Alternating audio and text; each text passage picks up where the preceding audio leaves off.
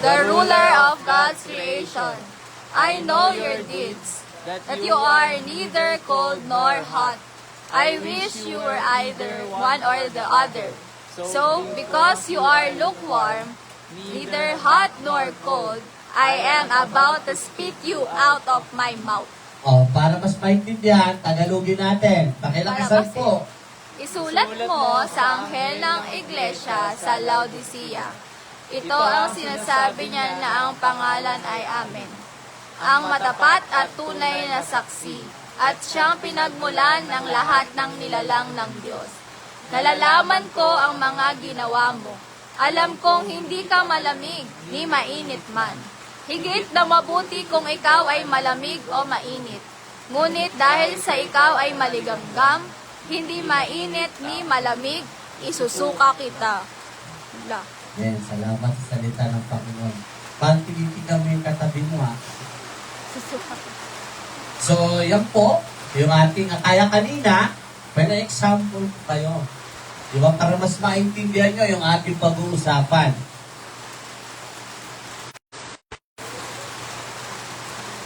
Yan.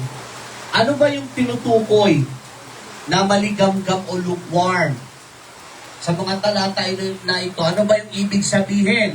Sabi dyan, ang iglesia ng Laodicea, mayaman sa material, ngunit dukha sa espiritual, at nagpapakita ng pagiging kampante. Ano to sa English? Complacent. Complacent. Kontento na sa sarili, ngunit kulang sa sigla sa kanilang pananampalataya. Tingnan mo yung katabi mo kung masigla pa yan. Baka doon na nag-church sa Laodicea. Oh no. Ang pananampalataya sa kabila ng kanilang kasaganang. Meron pala yun, no? Church, pero kulang. Saan? Sa sigla ng pananampalataya. Sabi dyan, hindi sila kulang. Oh? Sa mga material. Pero dukha sila sa mga spiritual. Okay? At ang sabi pa rito,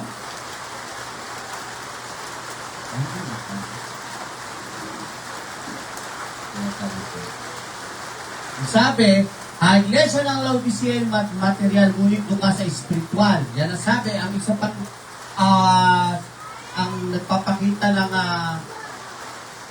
naglalarawan sa Laodicea, simbolo sila ng kongregasyon na may material. Ibig sabihin, kumbaga sa church ngayon, sa mga church ngayon, hindi sila kapos, hindi sila kulang.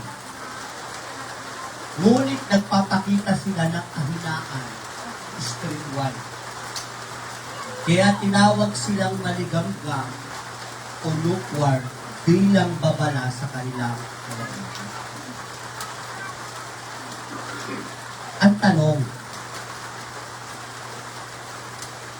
ilang church kaya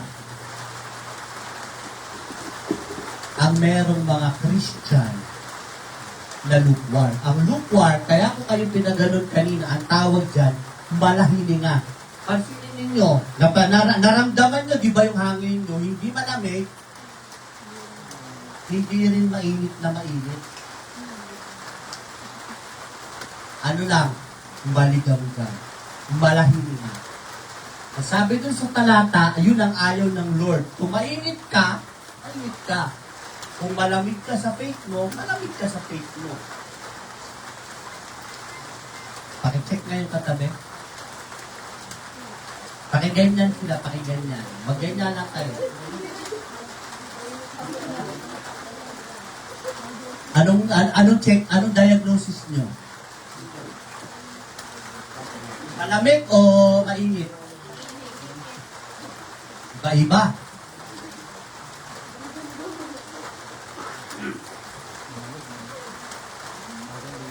Sa panahon natin ngayon, no?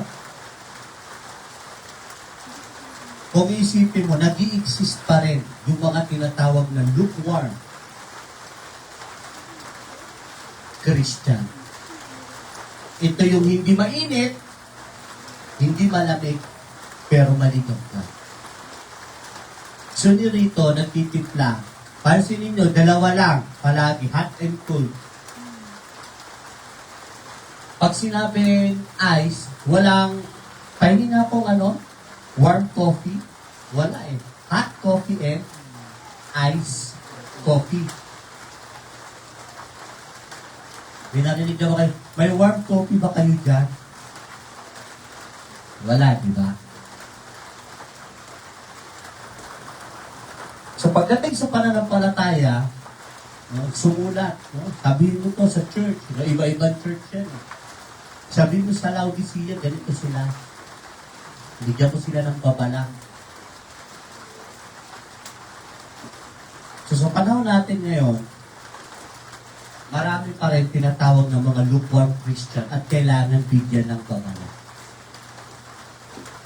Marami pa rin ngayon yung tinatawag na malahiningang pananampalataya. At ano sabi ng Lord doon? Isusuka kita. Kaya kung mainit tayo, mainit. Kung malamig, malamig na lang. Huwag nang yung parang nasa gitna. Kasi walang gitnang Kristiyano. Wala naman siya. Parang namatay si Lord sa akin. Hindi ka sure. Parang naglilingkod ako. Parang nagsiserve ako. Parang sumusunod ako sa Kanya. Naiintindihan ho ba? Iba-iba lang yung naging panahon. Pero up to now, nag-i-exist pa rin yung mga tinatawag na lukewarm Christian. At hindi siya maganda sa church. Kung ang membro, o ang kapatiran, 100, sipin mo 50 doon lukewarm. Yan yung a-attend ka ba? Tignan ko. Pupunta ka pa sa natin, subukan ko. Yan yung mga sagutan ng lukewarm. Na hindi mo makikita sa katabi mo. Diba? Pag sinabing dadalo, dadalo yan. Ay, tanong mangyari? Wala naman sa kanya yung mata ng bagyo eh.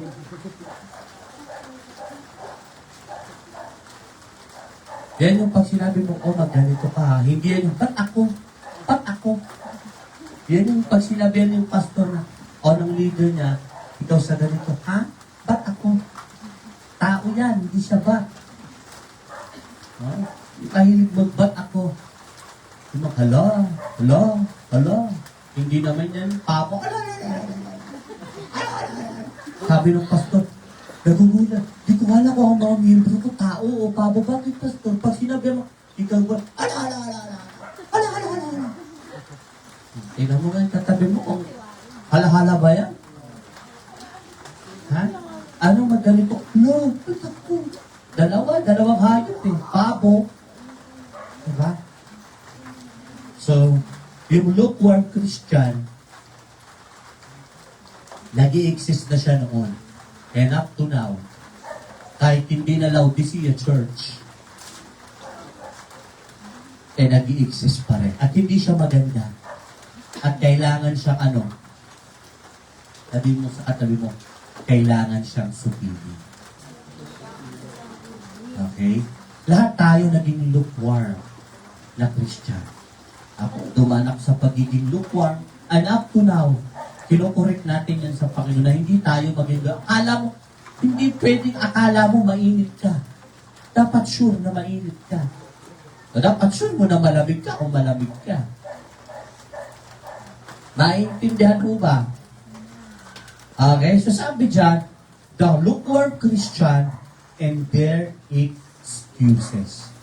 Yung mga malahiningang Kristiyano at ang kanilang mga dahilan. Makikita natin, baka sabi, parang ako yan ah. Sabi mo na lang, parang tayo yan. Parang di ganang masakit. Huwag mo lang ang kinitaatin lahat yan. Okay? Kaya sabi mo sa katabi mo, tayo yan, ha? May pagkakataon na nagiging tayo yan. Huwag mo namang kuhain lahat. Ha? Ready na po ba? Sabi na, huwag na lang natin ituloy ni Pastor. Okay, the lukewarm Christian. Tignan natin. Number 1. Ito yung mga, God knows my heart. Alam ng Diyos ang puso ko. Natural. Nakikita niya ang lahat eh. Wala naman lihim sa kanya eh. Ang sabi dyan, yes, He does. Alam niya. Okay?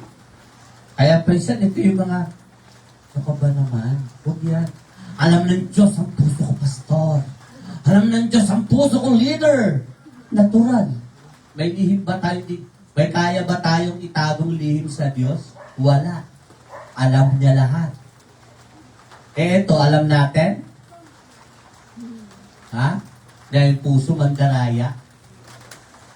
Ha? At talagang napakasama ng heart ng tao. Kasi kung mabuti yan, hindi na kailangan bumaba ni Jesus. Kaya yung mga sagutan palagi, alam na, kinorek mo ha, alam ng Diyos ang puso ko. Wala naman ako sinabing hindi alam ni Lord. Isa lang naman nakakaalam eh. Hindi naman na tayo ginawa ni Lord maghuhula. Ito yung isang pag kinokorek. Uunahan ka agad. Alam ng Diyos ang puso ko. Yes, He does. Alam niya. Kaya nga may Jeremiah 17 verse 19. Para maintindihan mo rin na yung puso natin, masama. Kaya isinusurrender yan sa Lord.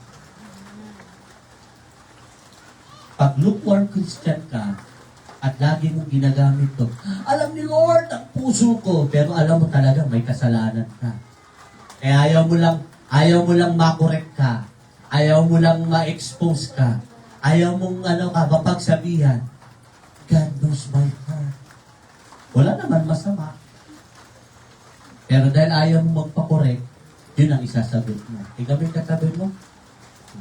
Sumasagot ba ng ganyan yan? Yan ba ang panlaban niya palagi? God knows my heart. With convincing power pa eh. God knows my heart. Yes, He does. Pero para pagtakpan mo, ayaw mong ma-expose kung ano talaga ang laman niyan. Jeremiah chapter 17 verse 19. The heart is deceitful, mandaraya ang puso. Kaya pag lukewarm Christian, isa to, ito sagot ko dati kay mama. Alam naman ng Diyos ang puso ko eh. Masagot yan kay mama nun. Nung pinapapunta ko rito sa tower mo. Sa Grace Dean. Anong puso? Ayaw ko. Diba? Alam ni Lord eh.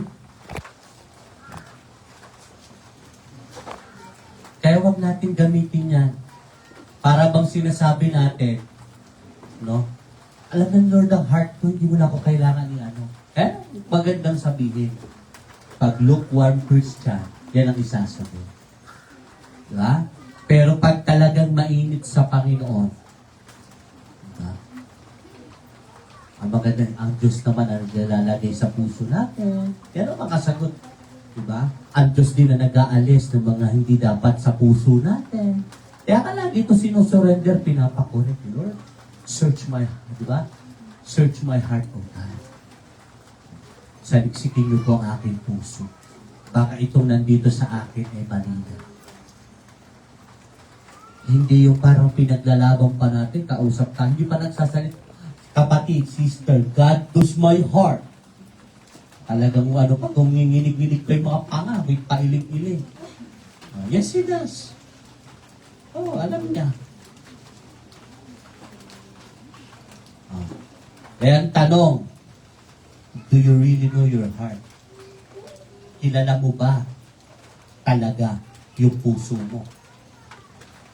Kasi kung kilala mo, bakit laging, di ba, may word ka na nasasaktan ako. May word ka na ipaulit-ulit ako nasasaktan. Winawasak nila ang puso ko. Kung alam mo talaga kung paano, ito, walang makakapag-alaga niyan.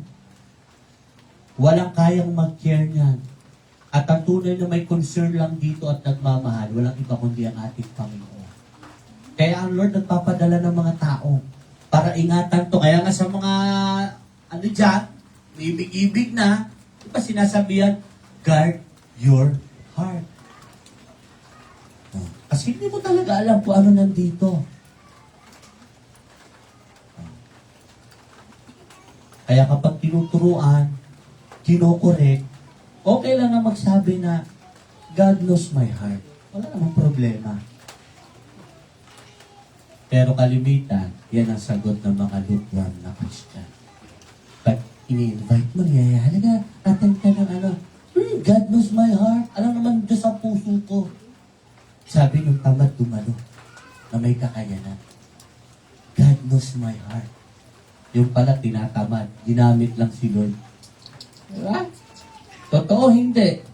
Katabi mo, minsan mo lang nagamit yan. Oh. Huwag mo naman paulit-ulitin. Kung baga sa palabas, diba, linyahan na yan noon eh. Oh. Magbago ka naman ng line. Masakit po ba? Amen. Ibig sabihin may tinatanggal sa atin. Pangalawa, pakibasa po. May ganito. At least ako di katulad niya. Buti ako di katulad niya kasi tayo. Kaya bisang ganyan tayo. Pag lukewarm Christian, ganyan. Ang tingin sa iba. Buti nga ako ganito eh. Buti nga ako ganyan. Siya ganito. Tapos ganun siya. Ang sabi rito, comparison is not the standard. Christ is. Aba, pag may magkumpara, hindi yan standard ng Lord. Siya ang standard natin mismo. No, kaya hindi tayo pwede magkaroon ng mga comparison. Ayaw ng Lord, pang lukewarm Christian yan. O, pakibasa.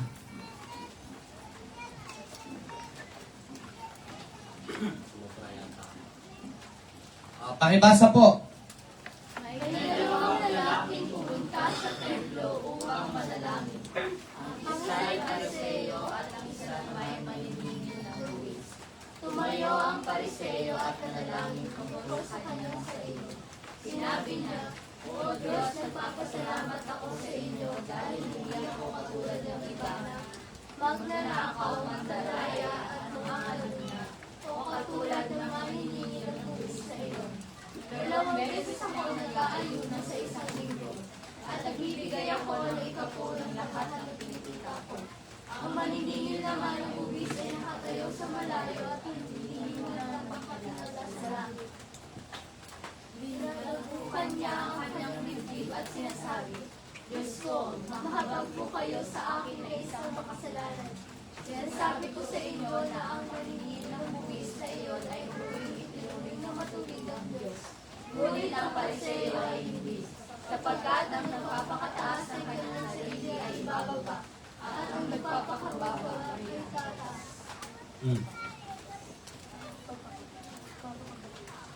Pag lukewarm Christian daw, ganito. Buti ako, hindi katulad niya. Paano ho yan? Ganito pala pag lukewarm Christian. Ang standard niya, para maging righteous siya, para maging appearance siya, para maging mas angat siya sa iba, at titignan niya yung yung ibang tao na mas mababa sa kanya. Samantalang yung mababang tao na sinasabi doon, Jesus, iba dinadagukan, ha? Yung kanyang dibdib. Ito, naamin talaga makasalanan siya. Diba? Pag lukewarm Christian, ang standard, yung tao.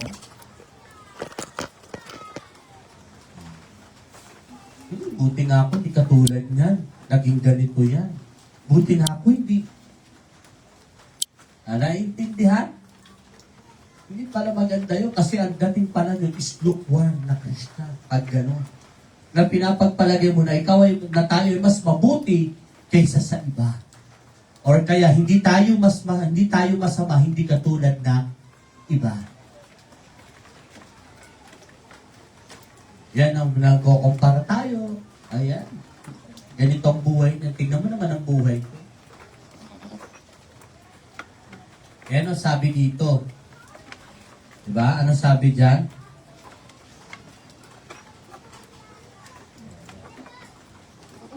Jesus alone is our standard. There is no other. Ang Panginoong Jesus lang yung ating pamantayan. Wala nang iba. Kaya nga sinabi, di ba sa Hebrew? Di ba sa Hebrew, looking unto Jesus. Hindi sinabing tumingin ka kay ganito, tumingin ka kay ganyan, kasi hindi siya ang pamantayan. Kung hindi ang Panginoon. Kapag nakatingin tayo sa Panginoon, makikita natin, mas maiintindihan natin kung bakit gano'n siya mahalin ng mga tao noon. Yes, dahil sa naghihimala siya, kundi kitang ramdam na ramdam nila yung compassion ng Panginoong Jesus. Kaya kapag ikaw ay born again, hindi pwede ang tingin mo sa sarili mo, ikaw yung angat at ang iba ay mababa. Diba? Hindi pwede puno ka ng pride. So, pinapakita ni Jesus doon sa binasa natin, pride yun. O, alam naman natin kung bakit bumagsak si Satan dito sa lupa, di ba? Dahil sa pride. Kaya, pag lukuan Christian, may pride pa yan. Pag tinitingnan mo ba yung katabi mo, nakikitaan mo pa ba ng pride yan sa buhay? Iba yung dignidad, ha? Iba yung pride. Tignan mo yung katabi mo. Pride ba ang nakikita mo sa kanya? O dignity? Nakikita mo, manlilibre. Tinitawag ko, tignan mo lang kung may pride. Sinabi, manlilibre ko. So, para maintindihan, pag lukuang Christian, hindi nila makukuha yung ganong kaisipan. Laging ang tingin ay nasa sarili. Pero pag mahilig na Kristiyano, wala akong pakialam ano masabihin nila sa Kristo. Basta tayo, dilipod lang tayo kay Lord. Kung pili nila, sila yung mas mabuti, mas mabait, mas ano, sila na. Ang mahalaga, ano yung tingin sa akin ng Panginoon. Pina-important. O siya, ang tingin niya sa akin, siya ay mas mabuti. Hindi siya. O ang tingin niya, ako yung mas masama. Ay, okay. Ang importante, ano yung tingin sa iyo ng Panginoon. Ay huwag tayo magkukumpara. Okay? Eh, mahilig magkumpara dyan. Ha? Lalo na, ikukumpara mo pa yung mga nakaraan mo sa buhay. Alam mo yung dati kong ex, ganito siya, ikaw hindi. Ay talagang malalasdasan ka sa lignan. Kaya ang comparison, hindi maganda lang yan kung ganito ang senaryo. Tignan mo si ganito. Diba? Wala naman sila pero bakit ang sipag na mag-aral? Diba? Ikaw, sagad ka na sa baon. Diba? Sabi mo, stress sa pag-aaral, bakit pumuputok na yung ganito mo? Puro ka lang kapalakain doon. So, tignan mo si ganito. Gayahin. Yun ang ako. Gayahin mo siya yung sipag ng aral. Hindi yung, wag kang tutulad yan, ha? Kikita mo yun? Tignan mo yung buhay nun. Hindi nag-aral kaya ganito. Eh, mali yun. Hindi yun ang tamang pagkukumpara. Ha? Yung pagkukumpara may, tignan mo siya, kahit salat. Diba? Salat sila sa buhay, hindi nagingat lang, nag-aaral pa rin. O ikaw, pambira, pinababaunan na kita. Ang tamad mo pa rin, ano bang problema? Ha? Sabi mo, baon, may baon ka na. Sa mga estudyante, nakikita natin, no? Pinagkukumpara, pero hindi sinasabing angat ka, ano to, siya hindi. Pero lagi natin tatandaan sa mga Christian, standard natin ang Panginoon. So kung magkukumpara ka, siguraduhin mo lang nalilevel ka kay Jesus. Diba? Kaya kasabi ni Paul, imitate me as I imitate Christ. Naiintindihan ho ba? So wala nang kumparahan. Ha? Uy, ano ba naman yung blush mo? Ano ba yung BB cream mo? O pag hindi mamahalin yung BB cream, yung blush on, yung makeup, hindi na angat. Ganun ba yun? Wala nang pagko-comparison. Wala nang pagko-compare sa isa't isa. Sabi dito, pangatlo, yun, nahihiya.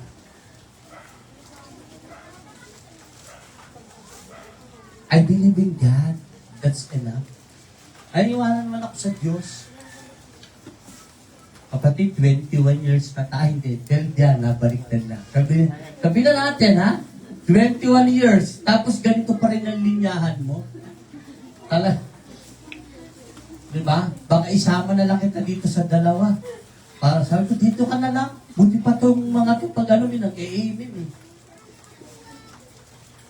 I believe in God, that's enough. Ano ba sabi sa Santiago? Diba? Ang sabi dito, even demons believe and tremble. Kahit yung aaway, si Satanas naniniwala, nanginginig pa. Kaya ano ba sinabi sa Santiago? Sumasampalataya ka na ang Diyos ay isa, hindi ba? Mabuti yan. Ang demonyo man, sumasampalataya at nanginginig pa. Hindi sapat. Ay, naniwala ko sa Diyos, that's enough. Yan ang kailangan. Ang sabi rito, believe and obey. Tingnan nyo, lahat ng sinabi na nananampalataya sila sa Panginoong Isus na nagbe-ministry to Jesus. Di ba sumasama sila, sumusunod sila? Hindi naman sinabi ni Peter, sige, video ko na lang tayo, Jesus. Kung nasaan na kayo. Aniwala ka sa Jesus, ha? Pero chat-chat na lang kung ano, ano mo na lang ako. Update mo na lang kung ano nangyayari dyan. Kung nakapagpakain ba kayo ng 5,000 o ano. Hindi sinabing maniwala lang. Marami naniniwala sa Panginoon eh. Yung sumunod, yung pag-obey. Diba? Maraming kayang mabilis maniwala. Pero yung pinakamahirap yung pagsunod. Pag lukewarm Christian ka, naniniwala ka rin. Pero yung sumunod, dyan tayo minsan sumasablay. Kaya nakatawag tayong lukewarm kasi nawawala yung pagsunod. Pansinin ninyo bibigyan ko kayo. Alam niyo ba, na nung si Jesus, nangangaral noon, nagmi-ministry siya, ang daming sumusunod sa kanya, di ba? Papagaling, naghihimala, nagpapakain. Pero alam niyo ba, yung mga yon, yun din naman ang sumisigaw nang ipako si Jesus, palayain si Barabas. Bilib lang. Pero hindi sila sumunod. Diba? Kaya pansinin nyo, nung si Jesus na-resurrect, nabuhay na si Jesus, hindi siya nagpakita sa mga walang faith. Nagpakita siya dun sa mga sumusunod sa kanya na meron ng pananampalataya. Kaya kapag lukewarm, ganyan lang. Faith. Wala naman sinabing wala. Wala naman sinabing di tayo magkaroon ng pananampalataya, di tayo magkaroon ng paniniwala. Pero malalaman mo yun talagang naniniwala at sumusunod. Gumagawa yan sa Panginoon. Pag lukewarm, hanggang bilib lang, walang obey. Tama po ba? Kaya ba gawin ng isang lukewarm yung pagsunod hindi? Hanggang bilib lang. Kasi enough na sa kanila yun. Sino rito yung enough na? Sa kanya yung manampalataya na lang, tapos hindi na susunod. Diba? Kasi natin. Faith without works. Yung works, pag-obey yun. Paggawa, pagsunod. Naiintindihan po ba? Pag lukewarm, hanggang bilib lang. At naniniwala ko, wala na tayo sa ganito rito. Hanggang bilib lang. Ito ay handa ng sumunod. sumusunod na sa Panginoon. So mga kapatid, i-check natin. No? Hindi enough. Yes, para maligtas ka, you have to believe at hindi mo kailangan ng works doon.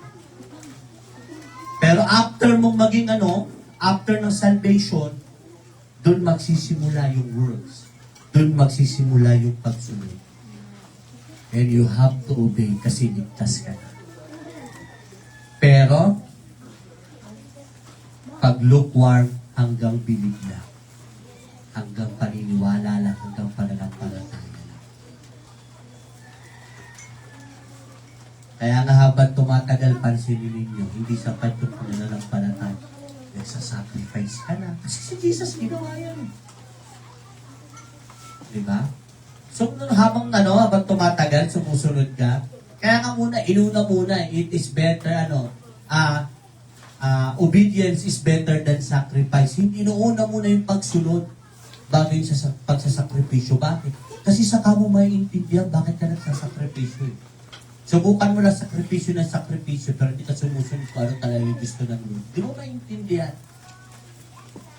Pero pag hindi ka lukewarm na Christian at sumusunod ka, maiintindihan mo bakit may sakripisyo. Kaya pala may ganito. Yung oras mo na lang na para ganito, dahil naiintindihan mo sakripisyo mo. Binibigay mo pa. Kasi naiintindihan mo na. Kaya later on, believe, obedience, and then nakakapag-sacrifice ka. Naiintindihan? Pag lukewarm Christian niya, baka sa pagsunod pa lang, pag-sakripisyo, baka kumakamot na sa hindi makating. Sacrifice. Ano, mapansin niya, wala oras ko na ito para sa ganito, bakit kailangan pang ganyan? Pero dahil hindi ka na lukewarm, naiintindihan mo na, believe, obey, and sacrifice. Nobody's, ito yung mga, walang perfecto. Diba? Nobody's perfect. Sino na nakagamit ng ganyang linyahan? Ako, nagamit ko na yan. Ano kayo? Super perfect? Walang kamalian? Ako nagamit. Wala namang perfecto. Sabi dyan, true, totoo naman. But grace is not a license to stay in sin. Ito kasi yung nobody's perfect, linyahan to ng mga love na love yung pagkakasala. Di ba yung mga namumuhay sa mahal ko siya. Tapos bigla na lang nag-ibat agad. Mahal ko siya, kahit kasalanan na. Suwayin mo na magulang mo. 13 anyos ka pa lang. Wow. Diba? Malinyahan ng nobody's perfect, pastor. Sabi nung nakakasampung ulit na, napag-pray siya. Si pastor naman, yung leader niya, huwag mo na yung gawin. Nobody's perfect, pastor. Nobody's perfect leader. Totoo naman. Pero sinabi, ang biyaya niya, yung grace, hindi lisensya yan para mag-stay ka sa pagkakasala. Alam niyo ba, ang grace, itinutulungan tayo para makaalis kung nasan tayo nagkakasala. Yan ang grace. Kasi hindi na natin kaya eh. Kaya nga yung grace yun na doon ang binibigay sa atin. Pakibasa po.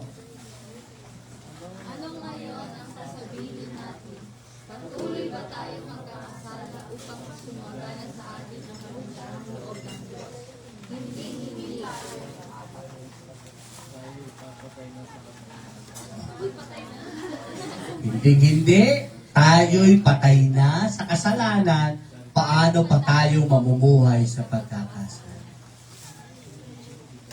Yun yung grace. Yun yung totoong grace. Hindi ka pinag-i-stay, hindi tayo pinag-i-stay sa pagkakasala. Kundi patay na tayo sa pamumuhay sa pagkakasala. Kaya huwag mong sa akin babagatin, nobody's perfect. Sabi nung lalaki na pinagsasabay-sabay yung 5 babae. Pastor, nobody's perfect. Mahal ko siya, mahal ko siya, mahal ko siya. Wow! Sabi nung 5 ang boyfriend. Sabi nung may karelasyon na nakukuha pa makipag-flirt sa iba. Nobody's perfect, Pastor. Kaya pinagsasagot mo na yung magulang mo na hindi ka pa naman kaya, hindi mo pa kaya magsaing ng 1 kilong bigas. Ha? Mga ano, yung mga pinag-aaral, umuwi ng gabi, nobody's perfect, ma. Wow. Sabi nung galing sa barkada, nobody's perfect, ma, pa. Study hard ako eh.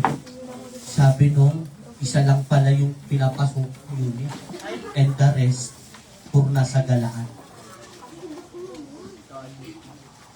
Ha? Nobody's perfect. Sabi nung late gumising, pagod daw, pero puyat lang para sa kakaselfon.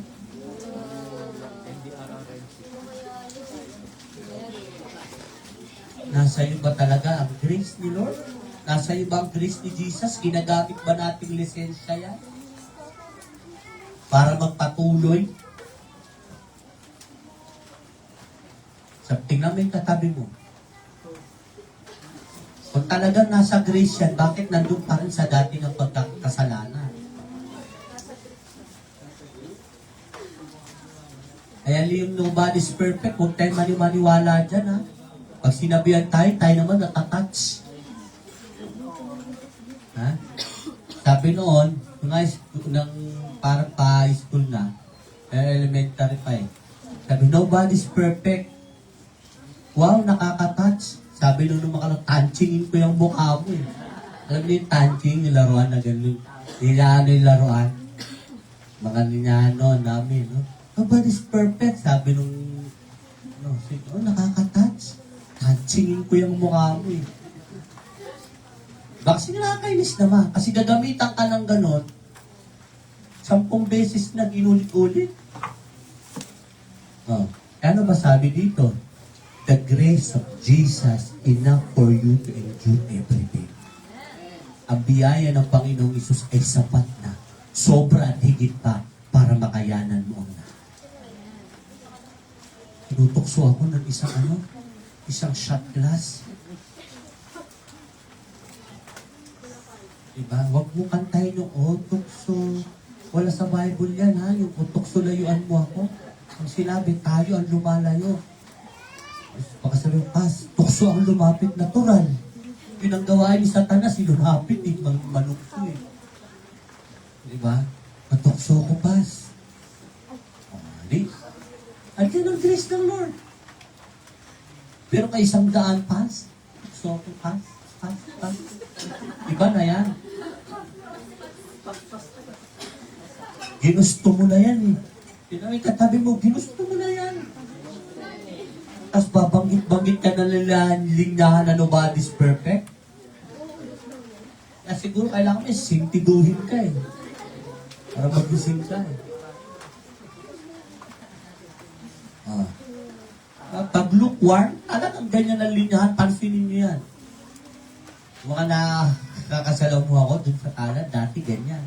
Pag ano, alam mo naman Kuya Chris, nobody's perfect. Linyahan ng mga lukewarm.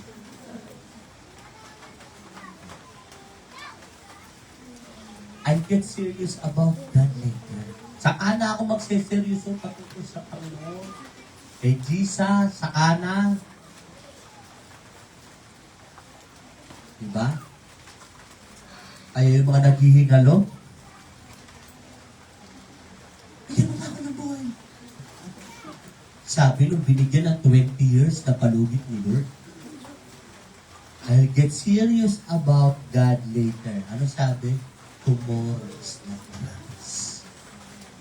Hindi natin alam ang mangyayari sa kinabukasan. Basahin natin. Pakibasa po.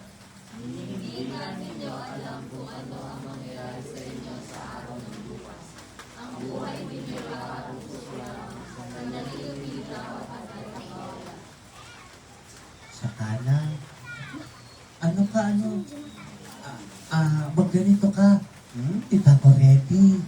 Saka na. Sabi nung 2 araw na lang palang mabubuhay, pero di niya alam. Kailan ka magseseryoso sa Panginoon? Ha? Kailan mo talaga ka magiging born again na? Kailan ka talaga matatawag na totoong Kristyan? Ha? Pagdadalawin ka na namin doon. O, Pastor, si ano ginaganyan-ganyan na? Alam niyo ginaganyan-ganyan yung mano-mano? Yung nila tinubuhan na? Paano pa kita patanggapin yan? Paano pa kita? Ilalagay ko pa naman to sa ano? Exercise ministry. Wala na. Ilalagay ko pa naman. Di ba? Parang nakakatawang isipin. Pero maraming ganito. Nasa loob ng church. Pero ganitong isip. Ganitong lumalabas sa loob. Pag yan, di na muna siguro maraming ginagawa. Di alam mo, ang tao, walang katapusan yan. Hanggat buhay ka, may gagawin ka. Kasi pag wala ka nang gagawin, talang ibig sabihin niya, nasa kwadrado ka na. Ba 6 feet under the ground. Anong gagawin eh? Diba, alam niyo sinasabi ni Solomon, walang tigil ang tao. Ayaw mo sasabihin, may kaibigan si Papa, hindi ko alam babanggitin kasi baka manood yung saka na ako, Pastor. Lagi sa siguro, Pastor, pag naayos ko na. Ano siya? Wala sa kayo. Gano'n. Hindi ko na nasabi na yun kasi kinuha na ni Lord eh. Ano pang aayusin niya? Inaayos na siya ni Lord. Diba? Kailangan magseseryoso. Patungkol sa paglilingkod mo sa Lord. Patungkol sa Kanya. At saka ka magsusong leader, paralisado ka na. Paano tayo? Nakahiga ka. Papaawitin ka rito. Jump tayo mga kapatid. Oh. Kaya tayo magkakanta sa Panginoon. Ha? Kapag yung may device, o pag wala, hindi ka makakanta. Oh. Kailan tayo magseseryoso. Oh. Ano, kailan ka gagalo sa gawain ng Panginoon kapag pinaghuhuli na yung mga Christian, katulad sa Nigeria, sa Africa? Oh. Ay, gusto ko pumunta dyan sa Graceville. Pagpasok mo ng dito, biglang bang! Sa katalang noon, sundalin ko na lang. Kailan ka mag-online? Dahil wala kang kakaya ng maka-attend physical eh. Kailan ka mag-online? Pag pinagbabawal na ang cellphone? Ha? Mga gadget? Kailan tayo magsiseryoso? Ha? Di ba, pag nalalaman na umaattend ka ng gawain sa ibang lugar, nilulungko. Siguro kailangan may konti tayong ganun dito, no? Isang paa lang. Isa lang. So, makikita mo kapag, ang sipag naman ni sister, 2 oras nang hinihila yung paa niya para maka-attend. So, ang gandang testimony yan, no? Kaysa yung bumangon ka, diba? With a frightful day, sabi mo, mag-church ka na. Hindi ngayon. Ay, Lord, sorry, hindi ngayon yan ang ano ko priority, iba akong lakad. Siguro mo, baldaluin mo isang paa. Lord, pagkalitin mo. Lord, bumalik ka. Anong magaling, hindi seryoso. At tatawa tayo, pero may mga gano'n, lukewarm Christian mo. Ha? Hindi mo alam kung talaga bang tinanggap si Jesus o sakti dyan, life is short. So you never really know if you be alive tomorrow. Napakaikli ng buhay kaya hindi mo malalaman kung buhay ka pa kinabukasan. Paano mo nasabi, Pastor, na maikli? Kasi hindi natin alam kung buhay pa tayo bukas. Kaya ako naglilingkod tayo ngayon ng 50-50, born again tayo ng 50-50, hundreds na lang ako.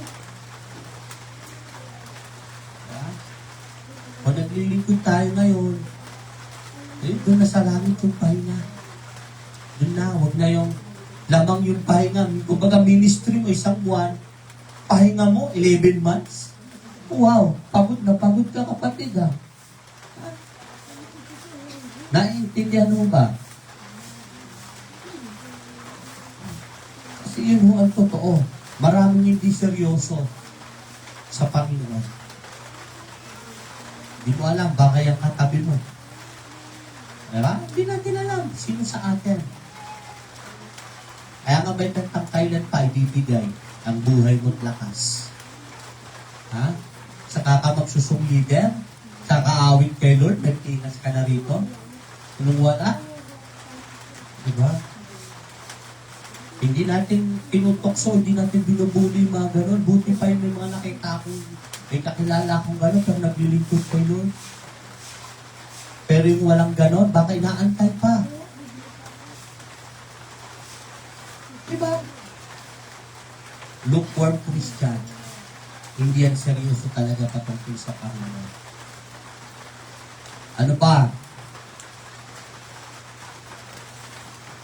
Aninong mga linyahan ba natin yan?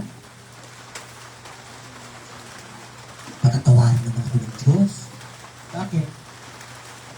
Karakter ng Lord na magpatawad. Hindi niya kaya alisin sa Kanya. Kaya ito naman tayo, sige gamit niyan. Patatawarin naman ako ng Lord. Patatawarin naman ako ng Diyos. O talaga mapagpatawad ang Panginoon. Pabiyaya, mahabagi. Yes. But forgiveness is tied to repentance, not presumption. At patatawarin naman ako, yes. Pero, ano? May kaakibat, may kasamang pagsisisi. Hindi presumption na parang nagsisi na ako. Pinatawad na ako. Gumawa ng kasalanan, tinatawad. Umuli. Gumawa ng kasalanan, tinatawad. Umuli. Ang talagang pinatawad ng Panginoon, dapat may totoong pagsisisi. Di ba? May repentance. Changing of mind. Pagbabago ng kaisipan. O ang kaisipan mo dati, okay lang magkasala kasi patatawarin ka ng Lord. Ngayon hindi na. Nagbagong kaisipan mo, pinatawad na ako ng Panginoon. Kaya sa tulong at biyaya niya, makakapagbago ako. Changing of mind. Pero dahil lukewarm, ang galawan natin, sige lang. Marami kayatang buhay. Ang tuloy na sa pagkakasala. Alam niyo, walang kasalanan, hindi masarap. Lahat ng kasalanan masarap. Kasi kung hindi yan masarap, hindi yan gugustuhin ng tao. Ano sabi dyan? Pakibasa.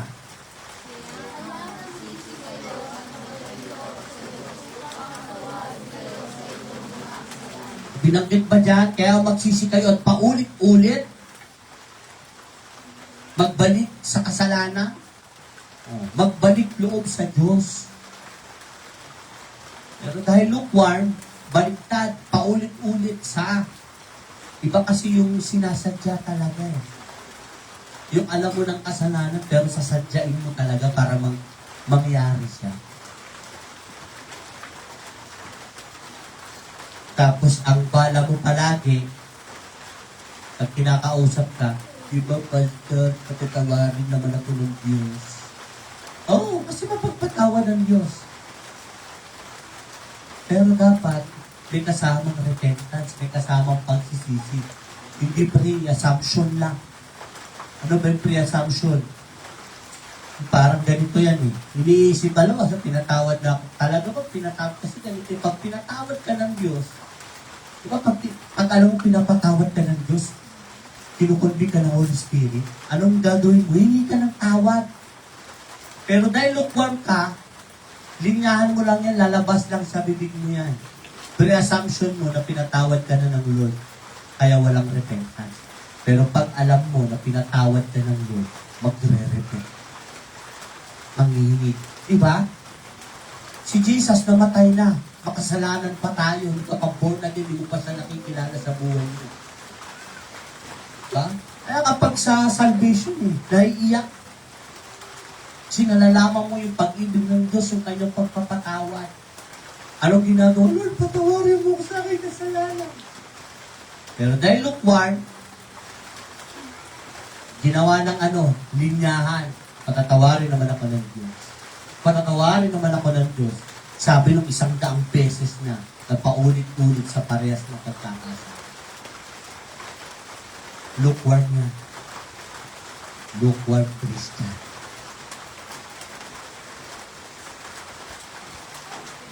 Pastor, bawal pala na yung God will forgive anyway.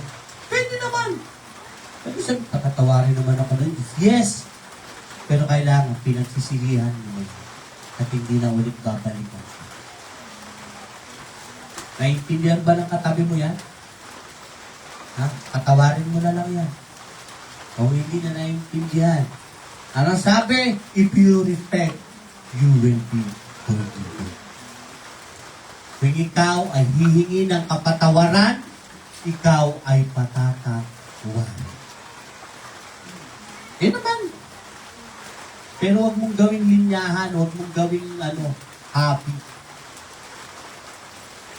Sige sa pagkakasala at ang lilinyahin mo pag pinire-remind ka ng leader mo, nire-remind ka ng pastor, patatawarin naman ako ng Diyos. Lukewarm na. Okay? Pakibasa po. Nag-church naman ako, okay na yun. Ako nagpupunta sa church. Pero wala akong nakita na sinabi sa Bible, magpunta ka lang na magpunta na sa church and you will be saved. At wala rin ako nabasa sa Bible na sinabi, pag marami kang attendance sa church, mas malaki ang points mong makapunta sa langit. Yung pagpunta sa church, bahagi lang yan. Ng buhay ng isang Kristiyano. Bakit? Pakikipag-fellowship mo yan eh. Doon tayo nagtitipon-tipon. Nagsiserve ka, naglilingkod ka, pero hindi sinabi. Yan na yung kabuuan. At inyahan lang yan ng mga lukewarm na Christian. Lang isip, kailangan nakaka-attend lang ng church. Ano sabi? Pakibasa.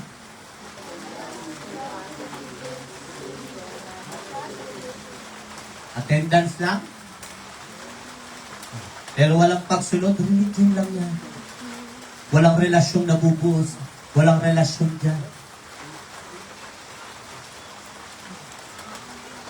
Kaya nga hindi ang tanong dito eh. Kung gaano ka nakatagal sa church. Ang kinakamusta, yung relationship mo sa Lord. Hindi kamusta, gaano ka nakatagal sa church.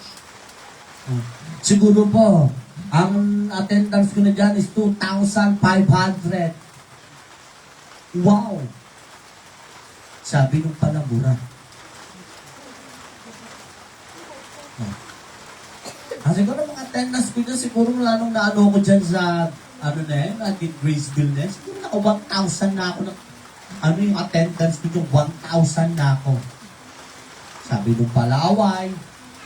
Sabi nung nagkakalat palagi ng chismis.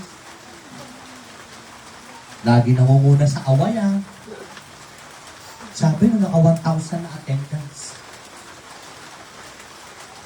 Pag walang pagsunod, religion lang yan. Walang relationship yan.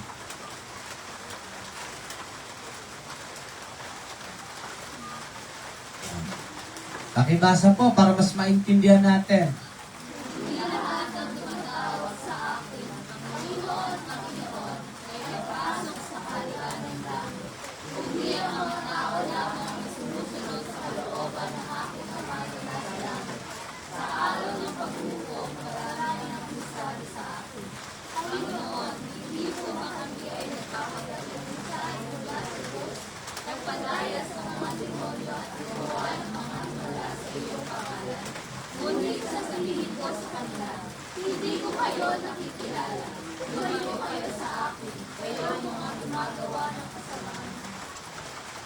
Ay, walang sinabing attendance si Jesus. Ano ba yan? Kahit yung nagpapagaling, ginagamit pa ang pangalan ni Lord. Diba? So, hindi basihan, no? Na, punta tayo na po. Basta huwag na mag-church. Makita mo yan, wala ka kagad obedience. Lumalabang ka kagad, walang sinabi. Ang sinabi lang, I go to church, I'm good. Hindi, sabi kasi dito, ng mga pag-lukewarm, nag-church naman ako, okay na yun.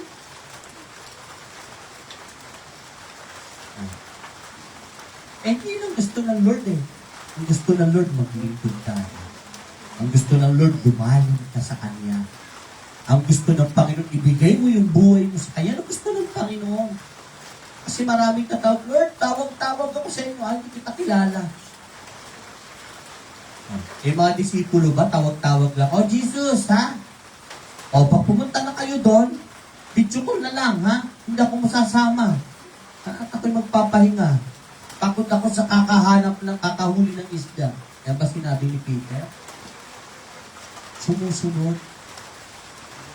Kasi hindi religion ang binubuo ni Jesus sa kanila. It's a relationship. Pero dahil nga lukewarm, religion na lang. Kaya yung mahilig dyan sa religion, tignan natin kung aangat yan. Papunta, dadaling ka yan sa langit.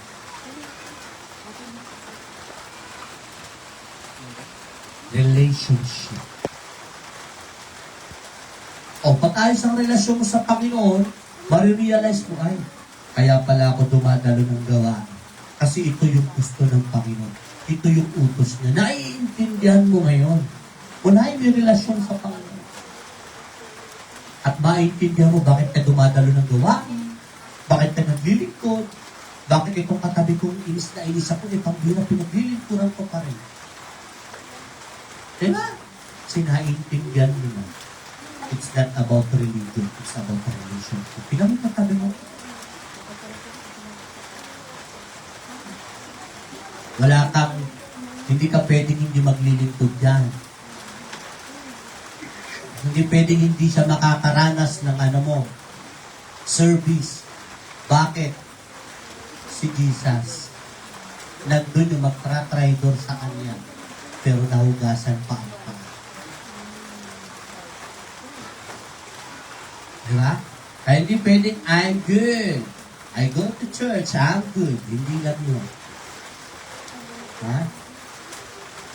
Your relationship with the Lord will reflect the reason why you attend the house of worship. Yung relasyon mo sa Panginoon ay sasalamin kung bakit ka dumadalo sa bahay-sambahan. Mas malalim na.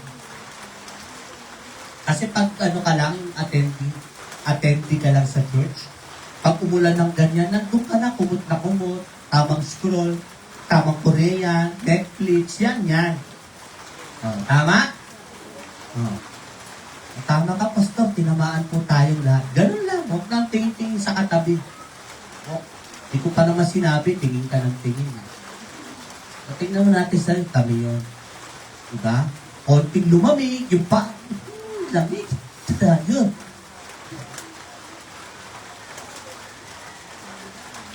Pero naiintindihan mo na kasi, nagre-reflect na yung relationship mo sa Panginoon. Kaya mas naiintindihan. Bakit ka ba mong grabe? Uy, yung mga ambon na umuulan, na-attend ka ng church. Yes, of course! Naiintindihan mo eh. Pero dahil pag lukewarm ka, attend ka, dadalawang isip mo ako eh. Wow, may pagpigil. Gusto ng alam mo yun, nag-aanap siya ng kaanuhan niya na, kasi huwag ka na umatun. Tinasampal na kita sa katabi. Nag-aantay ka talaga na may pipigil-pigil sa'yo. Saka, mag-church, umuulan na. Oo nga eh, huwag na lang kaya. Talagang, ang cute-cute talaga, no? Yung mga natin talaga maintindihan minsan. Pero lukewarm, ganun. Pag tinanong ka, di ba, nakahiga ka pala, bigla kang tatanungin ng kasama mo sa bahay, magcha-church ka? Wow. Yung tinanong ka, parang nagkaroon ka isipan na, pwede hindi umate, pwede. Tapos sabi mo, bagyo na eh. Hiyang-hiya naman sa'yo yung hinahagupit na yun. Di ba?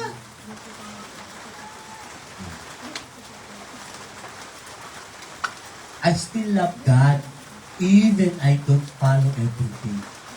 Ito yung mga namimili lang na susundin sa gusto ng Lord. Lord, lahat sinusunod ko. Ang bihira, Lord, huwag mo lang tayo kaya ilang ka ng love life ko, magkakaaway tayong dalawa. I still love God even if I don't follow everything.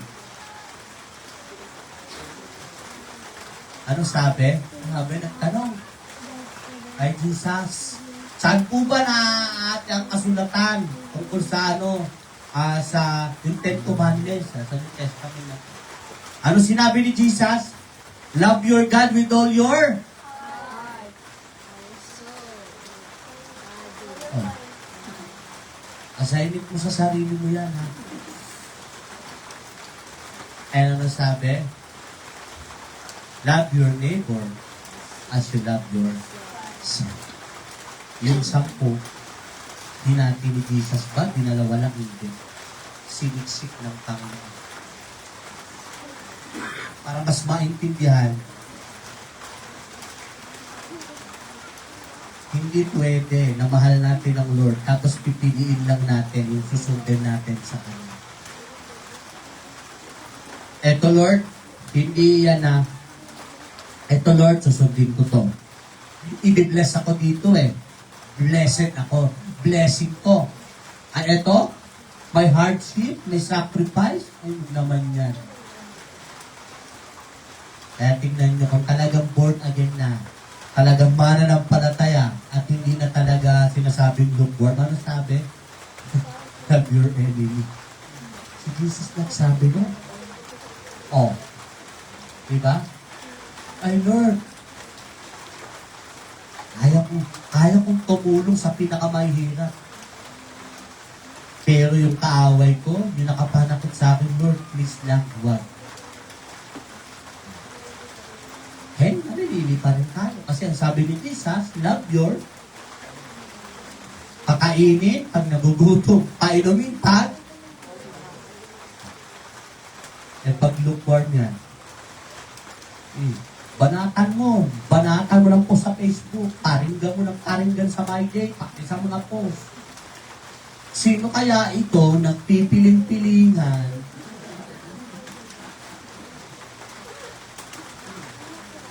Tignan si Jesus. Jesus said, love is shown by obedience. Paano niya? Pinakita na mahal na tayo.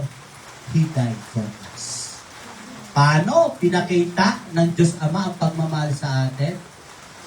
Pinadala niya ang Panginoong Jesus. Ibinigay niya sa atin. Diba? Kaya hindi pwedeng umiibig nang walang ginagawa. Ha? I love you. I love you. I love you. Hindi puro ganon. Kailangan may pinapakita. Diba? Ano sabi dyan? Pakibasa.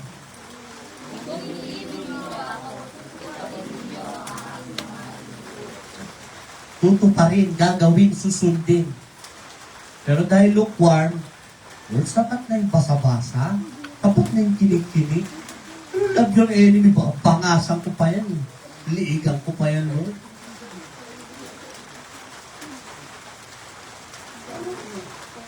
Galangin ng mga magulang, anong i-respect. Sa Bible, anong sabi? Sa Old Testament, naging utos yan. Diba? Galang mo yung ama't ina. Pero pagdating sa Ephesians, dinagdagan pa yan. Ano sabi? Dahil yan ang unang utos na merong pangako. Hahaba at lalawig ang iyong buhay. Isa masakit ang ginagawa ng mga magulang sa atin. Isa hindi nila namamalayan, nasasaktan kami na pala nila sa salita. Pagpray lang natin, lalo sila hindi pa born again. Pero, huwag tayo magbibitaw ng mga sumpa na salita. Mamatay ka na. Kunin ka na ni Lord. Wag. Lord, pinapaubayan na namin sa sayo. Hayaan mo ang Diyos.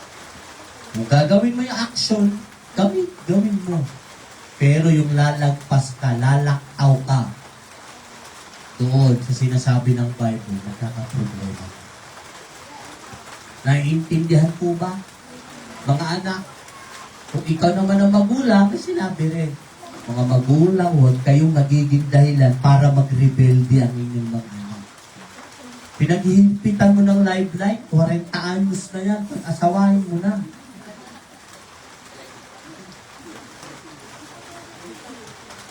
Bata ka pa. Sabi nung 35 years old na yung anak. Mga anak, sinabi, huwag mo na. Mag-aaral pa mag-aaral ka. Huwag mo pagsabayin yung love life. Kapag aaral nga, hindi mo nga makaya eh. Kumuha ka pa ng sakit sa ulo. Diba? Pag lukewarm na kabataang Kristiyano, ganyan, pinagsasabay. As pag hinahanap mo na sa ministry, busy sa school, sabi nung nagdidig sa SM. Hindi mo naman pala kayo pagsabayin, huwag muna. Hindi ko dinidiscourage, nire-remind ko lang. Di naman tayo, anti-pag-ibig, isinasaayos lang natin. Kasi kung mahal mo talaga ang Panginoon, susundin mo kung ano talaga yung nasa Bible. Alam ba ng mga magulang yan? Sige kayo ligawan sa isa't isa. Alam ba ng mga magulang? Alam ba ng pastor mo yan? Alam ba ng leader mo yan? Sabi mo, love mo si Jesus. Bakit hindi? O sabi mo, mahal mo si Lord. Sabi mo, mahal mo si Lord. Bakit hindi alam ng pastor ninyo? Nagliligawan kayo, nanliligaw ka na. May ministry. Diba? Ano si pastor? Display. Ano yung leader? Display. Kaya bago mo sabihin, mahal mo, pakita mo muna sa gawa. Sinasamahan ng gawa. Kasi si Jesus, nung sinabi niyang mahal na tayo, lagi niyang pinapakita sa gawa. Pag lukewarm, wala na iniisip yan. Puso-puso na lang yan. Diba? Pag lukewarm na Kristiyanong kabataan, puso-puso yan. Importante sa kanya, kinikilig siya. Kahit tumitigas na yung ulo niya, basta kinikilig siya. Kahit anong remind sa kanya na ito ang gawin, wala yan. Kasi mas importante kinikilig. Happy-happy. Ngumingiti gabi-gabi, pati pagising sa umaga. Pag kinorek, medyo may tampo, medyo may inis. Pag niremind, yan ba'y nagmamahal kay Lord? Nire-remind na gagalit?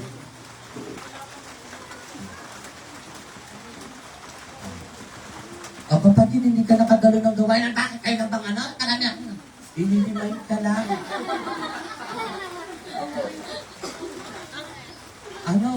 Kamusta po sister? Bakit di po kayo nakadala? Exact! Maraming gawain. Maraming ganito. Maraming ganyan. I-remind ka lang, parang gusto mo nang awayin si pastor. Awayin si leader. Chinat ka lang. Bakit wala ka na ako na pinag-uusapan nyo? Pag lukewarm, ganyan ang iisipin.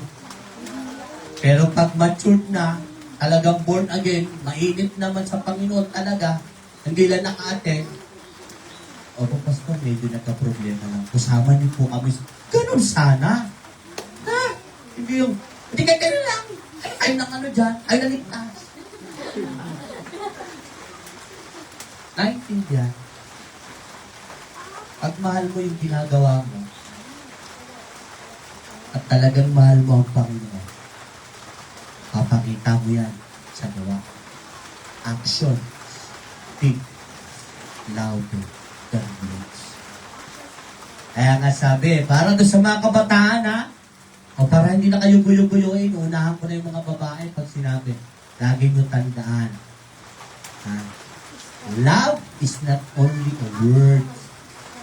Ano sabi? It's an everyday decision. Naintindihan? Love kita. Love kita nung mag-asawa na kayo, nag-ano na kayo, pambira, oh. Umaabot ka hanggang kisame.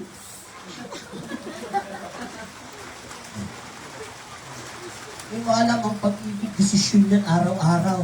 Namamahalin ko pa ba ito? Kahit naiinis ako dito, pagluluto ko pa rin. Ganun eh. Si Jesus, anong sabi nga? Father, forgive them.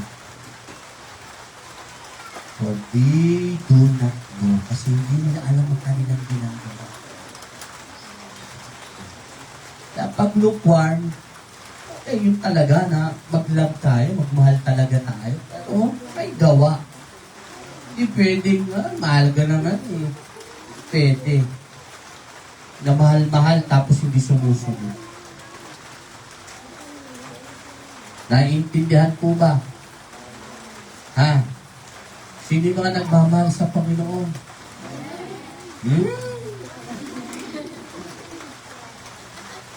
Talaga ba nagmamahal na sa Panginoon? Ay, paano pag sinabi ng boyfriend nyo, girlfriend nyo hindi born again? Kita tayo sa Sunday, 8 a.m. Tayo magbukas ng SM. Uy, pare, birthday ni ganito.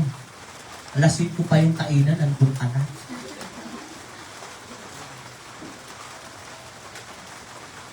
Kaya akong challenge ko sa bawat isa, kung kaya naman talaga na, may pupuntahan, may lakad, unahin mo muna gawain yung Panginoon.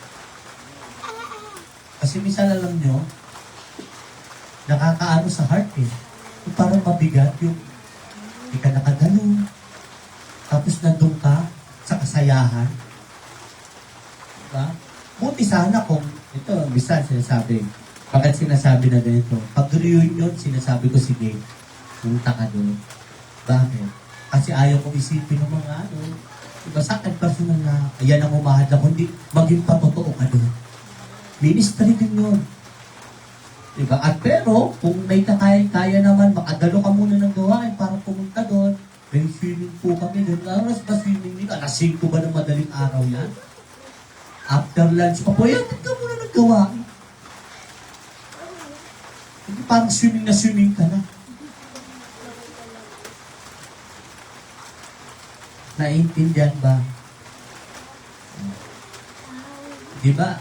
Yung ba mga binanggit natin kanina, talaga bang nandun yan sa mga behavior ng mga lukewarm Christian? Ako, oo, kasi nagawa ko yan. Ayan, nagawa ko yan. Nauna na yung pastor, nagawa ko yan. O yung iba hindi. Ay, super, grabe. How to be you? Ha? Tayo nun eh. Ako nasa church na, di ba rin, na yung bahay, na yung church, nandun lang. Wala ako, malamig. Diba? Hindi mo sabing malamig kasi nandun naman sa church. Wala na commitment. Kaya lukewarm.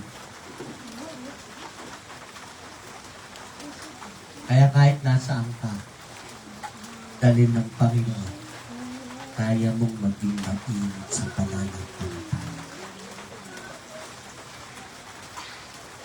Kaya kahit saang lugar, kahit anong sitwasyon, matatawag kang mainit na Kristiyano. Kasi wala sa sitwasyon ang pagiging mainit. Mainit yan! Init yan. Sunod-sunod pa naman blessing Lord, sinong hindi iinit? Diba? Bisang gano'n, baliktad naman. Oh, grabe. Habang puno-puno ka ng pagsubok, sigla! Init kayo. Sabi nyo, baliktarin ko kayo. Ya? Isang kwento ng matching. Ang unggoy. Sabi nung ulap, alam mo, kaya kitang pabagsakin. Ha? Narinig nyo na yung kwento na to. Sabi, hindi. Kaya. Kaya kitang pabagsakin mula dyan sa puno. Sabi na, sige, subukan mo. Iihip ako ng hangin. Napakalakas. Babagsak ka. Umiihip ngayon. Grabe. Ang tindi. Pero hindi siya bumibitaw. Yung unggoy na yun, hindi bumabagsak eh.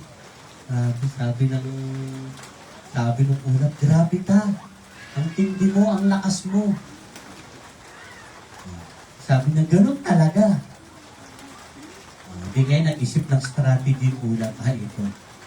Sigurado babagsak. Ang ginawa niya, naghangin pa rin yung ulap, nagpahangin. Pero ngayon, amihan na. Yung hangin na pang December, nakakapagpaantok, nakakapagpatulog. Yung ganyan lang. Diba? Alam niyo yung gagamba, pag hinahangin ng natutulog, ganun ang ginawa. Kapit yung unggoy. Wala talaga. Mamaya-maya, habang tumatagal, unti-unti, yun na. Umipikit na yung mga mata. Umibitaw-bitaw na yung mga kamay niya sa sanga. Hanggang sa tuloy-tuloy na pag-ihip ng ulam ng amin, nakabitaw, nalagyan. Ang pagiging lukewarm na Kristiyano, hindi yung biglaan. Paunti-unti ka nang sisirain. Paunti-unti ang papasok sa iyo, sa ating mga buhay. Hanggang sa hindi mo namamalayan, nahulog ka na pala. Ang akala mo, mainit ka pa. Akala mo, malamig kang Kristiyano, pero ang totoo, lukewarm ka. At yun ang ayaw ng Panginoon. Kasi kung mainit ka, mainit ka. Kung malamig ka, malamig. Kasi susuka ng Panginoon.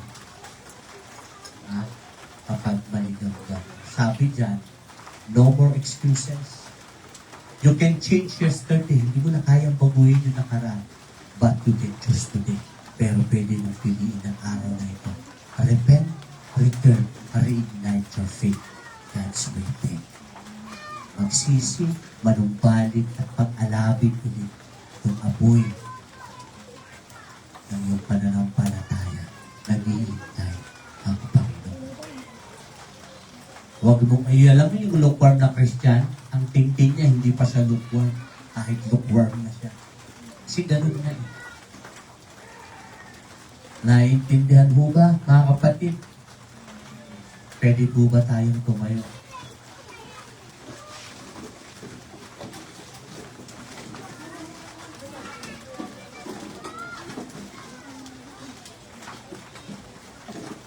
Ito ho ay reminder na. Ha? Huwag mo nang tignan yung katabi mo. Gigil ka sa katabi mo eh. Pare-parehas lang naman tayo.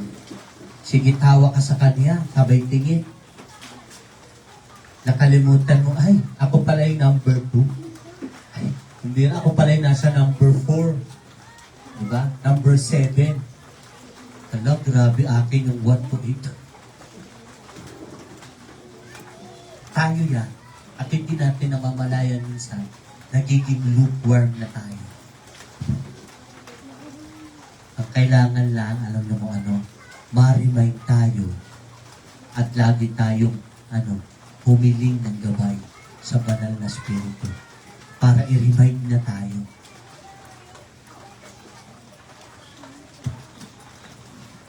So habang kinakanta yung habang kumakanta, ma-remind ka ng kanta na ito na ito pala yung puso ng totoong naglilingkod sa Panginoon. Yung tinatawag na heart of a servant. Kasi sabi mo, lingkod ka na ng Lord eh. Naglilingkod ka na sa Panginoon. Ngayon, i-remind lang tayo para hindi tayo, diba, makapasok dun sa kategory na lukewarm. Hindi tayo ma-identify, ma-distinguish na tayo ay lukewarm Christian. Kung hindi makita sa atin, isa kang Kristiyano nag-aalab, nag-iinit ang pananampalataya. Diba?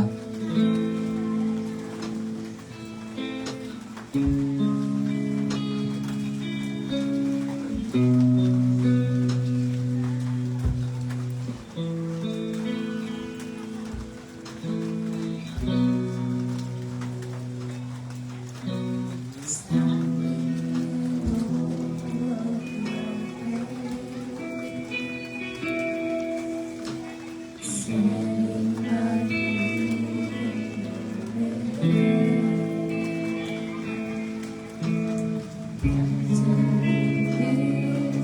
your presence,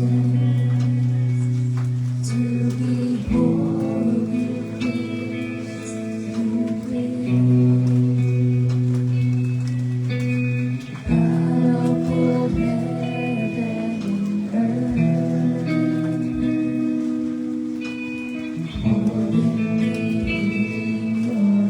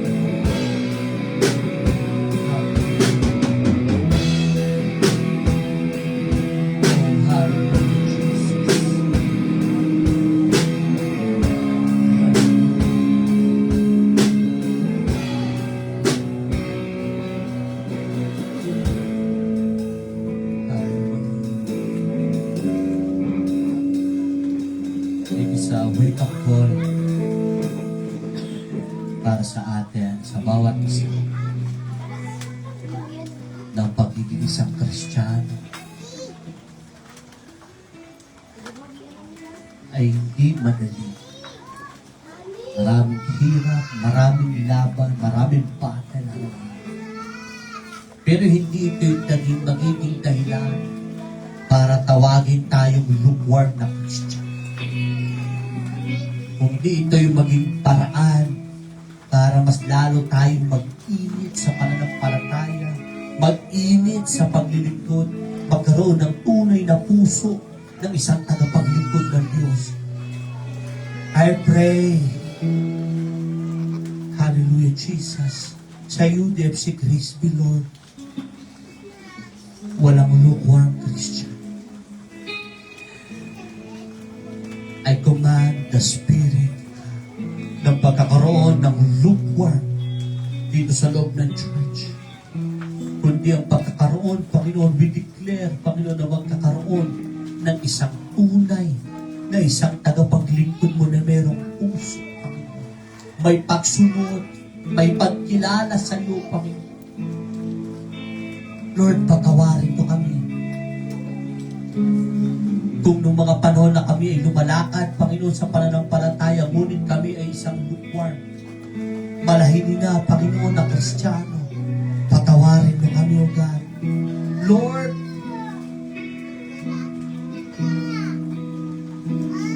patatagin mo kami sa pananampalataya.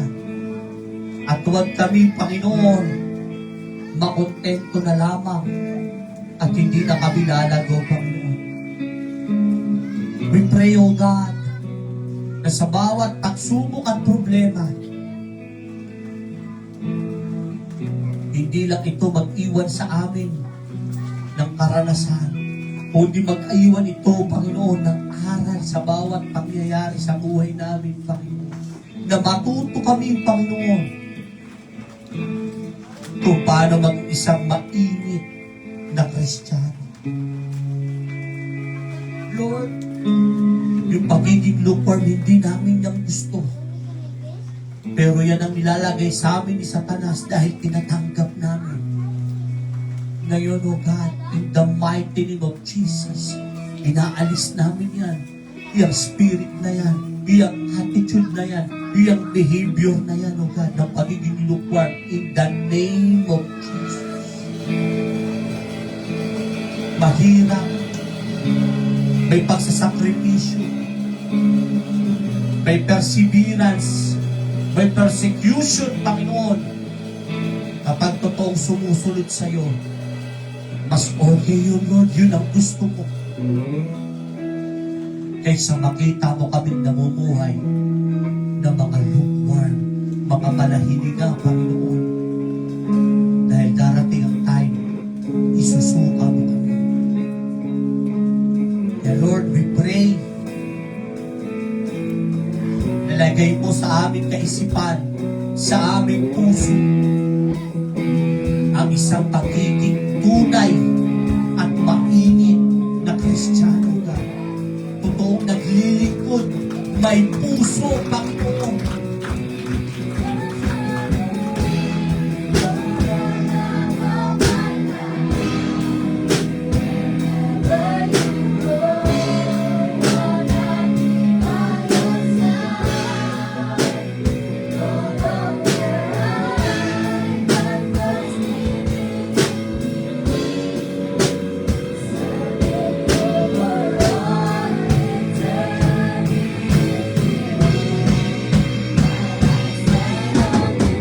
Yes, O God, hallelujah. Yes, O God.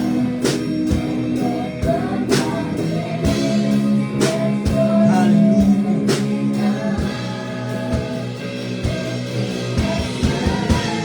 Yes, O God.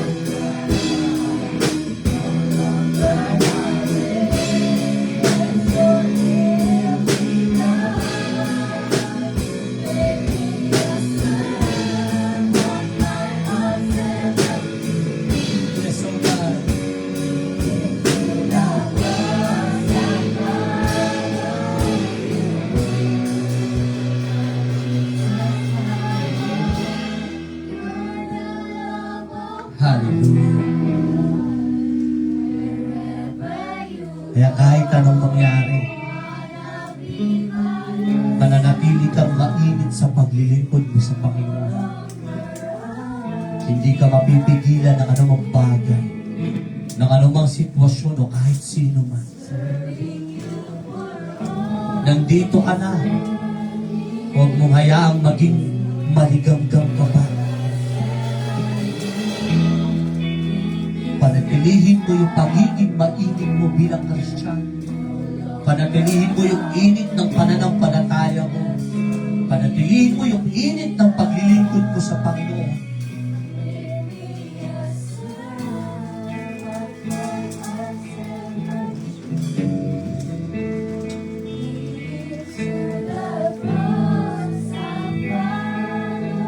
Hallelujah.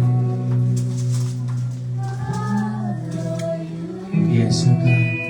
Lord, tulungan niyo kami. Samahan niyo po kami, Panginoon. Bigyan niyo po kami ng kalakasan.